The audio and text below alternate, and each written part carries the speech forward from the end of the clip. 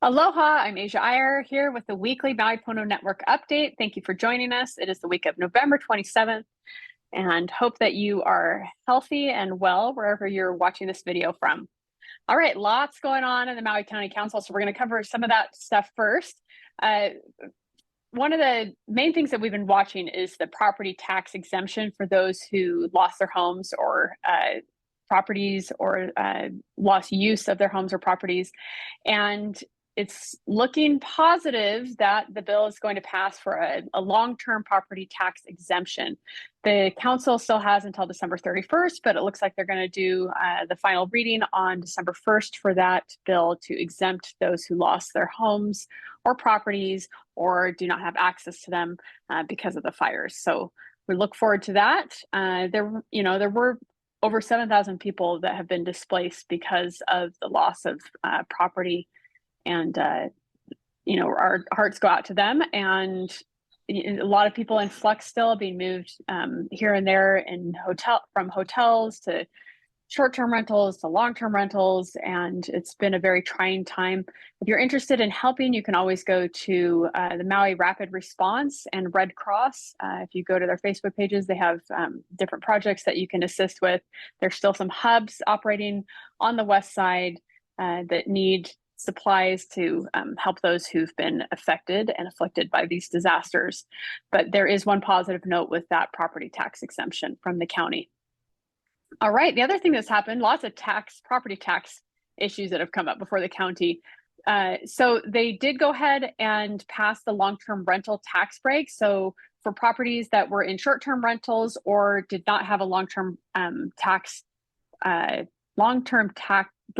rental designation previously, they can designate their property as a long-term rental. They need to sign 1-year leases or longer, and then that will exempt them from up to $200,000 off of the assessed value of their home. So whatever they're paying property tax on, that'll decrease it, which makes it about the same as an owner-occupied tax rate, actually.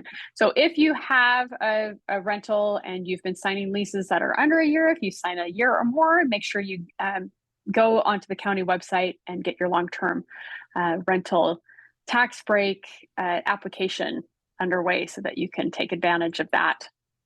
And thanks to those who are renting their homes long-term and helping to house our Maui families and individuals. All right, the other tax issue that came up, we talked about this a couple of weeks ago. Gabe Johnson's Ag Committee they're on final reading now of the tiered ag tax rates. So this is for dedicated ag lands, and it's going to include just tiered ag rates based on how much of the property is actually being used for agricultural purposes. They're also going to supposedly get better at checking in on these agricultural lands using aerial footage and photos. And from what I understand, there is actually going to be back tax levied on properties that are claiming an ag exemption or property tax discount and are not actually farming in the ways that they have said they're farming or aren't using those for agricultural purposes. That's kind of a big deal. It should be raising some money for the county, and hopefully I think the real purpose of this is to encourage those with ag lands to use them for agriculture purposes and to help our food security issues here in the county. All right. And also with the county, we have the Bill 52, which we talked about mid-October. We talked about this bill. It had been originated with Councilmember Kelly King while she was still in office. And that is dealing with the R1 discharge water. So it's better usage of that, making sure it's to higher standards so that it can be used for more purposes. And it's called the wastewater treatment bill. But that is going to be heard again in the ADEP committee on Thursday, November 30th. So if you're interested in that, if you have some things to say, make sure you get your testimony in before Wednesday so that can be taken into account when the council considers that at the ADEP committee. Again, that's Thursday, November 30th, Bill 51, and that's the R1 wastewater usage. Okay, so other things that have come up in the county, the mayor and the county are seeking the permit to actually dispose of debris in Olowalu. So that we talked about they're going to take the debris. This specific bill talks directly about properties that were county owned. So taking the debris from those county owned properties and putting it in the old quarry in Olowalu. And that is going to continue to be heard at the county council level. But if you have concerns about that, you can reach out to the mayor's office or to your council member. And let's see, what else do we have? I've got a list here. Oh, this is actually really important, so I'll end with this. But there's a lot of litigation going on with the fires, as we all know, or expected. A lot of that litigation, a lot of the investigations are going through the Attorney General at the state level. There's 16 lawsuits currently levied against the county.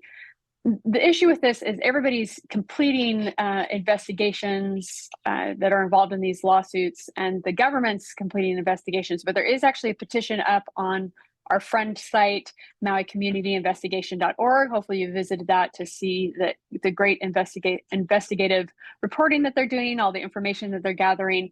But there's a petition there so that you can sign and request that all of these investigations continue to be public, open, transparent, the ones that are completed by the government, and so that the public can see what they're finding out and can contribute to those investigations as well. So lots going on right now in the county. The council is kind of finally ramped up and active again. It seemed like it was kind of quiet for a while. And, lots to do with tax rates.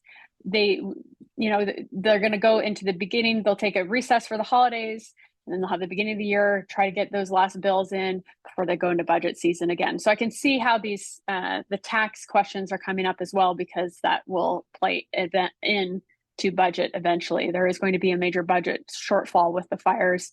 So I think they're trying to get everything kind of organized and cleaned up so that they know what kind of budget they're dealing with.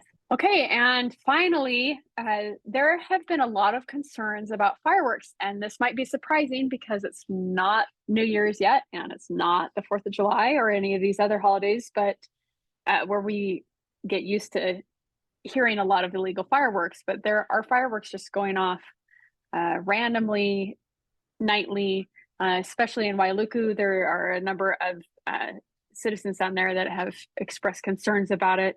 I know my own home, upcountry, also hear those. What a number of people who've been dealing with this for a while have suggested is that we as a community, if we hear fireworks or pipe bombs, there's also a lot of homemade pipe bombs. If we hear those, to call the police non-emergency line and let them know that you hear it. And it's really helpful if you know the location. So before you call, try and triangulate where that location is. Some of our elected officials have suggested that drones with infrared may be the answer to this, but that's not budgeted. So that's something to consider as well. Maybe reach out to your council member and suggest that it be a budget item. It could something too that the mayor's office would probably like to hear about if you have some ideas on how this could be remedied. I think we're all still feeling very sensitive and concerned about fire danger, even with the rain we've been having recently. And these are definitely major fire starters. Fireworks, aerial fireworks, and pipe bombs, major fire starters. So not only are they a nuisance and oftentimes very disturbing for pets, for the elderly, for people sitting at home to hear these loud booms, we do not want to get ourselves in another fire situation. So again, if you hear those and you can figure out where the location is, call the police non-emergency line and let them know. They'll keep track of these and hopefully find out from where and from whom they are coming. All right, well, thank you for tuning in. We really appreciate you. We appreciate those who take the time to get to know what's happening in the county, stay involved, be educated about it. Hopefully you're talking with your neighbors, families, and friends about the issues in our county and in our county governance. And we look forward to seeing you next week. Have a great week and hope you get outside and enjoy this lovely weather we're having. Aloha.